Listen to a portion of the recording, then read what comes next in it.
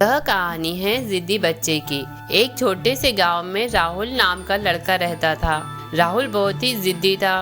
वह जो ठान लेता उसे पूरा करके ही मानता।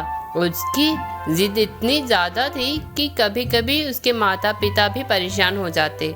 एक दिन राहुल को मेला देखने का मन हुआ। वह अपनी माँ के पास गया और बोला, माँ मुझे मेला जाना है। माँ ने समझाया, बेटा आज नहीं कल चलेंगे, आज पिताजी घर पर नहीं हैं और मेला बहुत दूर है। लेकिन राहुल कहाँ मानने वाला था और उसने जोर जोर से रोना और चिल्लाना शुरू कर दिया, नहीं मुझे अभी मेला जाना है। माँ ने फिर समझाने की कोशिश की, लेकिन राहुल अपनी जिद पर अड़ा रहा। आखिरकार उसकी माँ ने थक हार कर कहा, ठीक है पर अकेले जाना पड़ेगा क्योंकि मैं अभी नहीं जा सकती। राहुल खुश हो गया और तुरंत निकल पड़ा। रास्ते में कई लोग उसे देखकर कहते, राहुल अकेले मत जाओ, रास्ता लंबा और खतरनाक है। लेकिन राहुल ने किसी की बात नहीं मानी। चलते चलते वो रास्ता भटक गया और वह जंगल में पहुंच गया। अब राहुल को डर लगने लगा। वह चारों ओर अंधेरा हो गया और जंगल में अजीब अजीब आवाजें आने लगी। उसे समझ में आया कि उसने कितनी बड़ी गलती कर दी है। अब उसे अपनी माँ की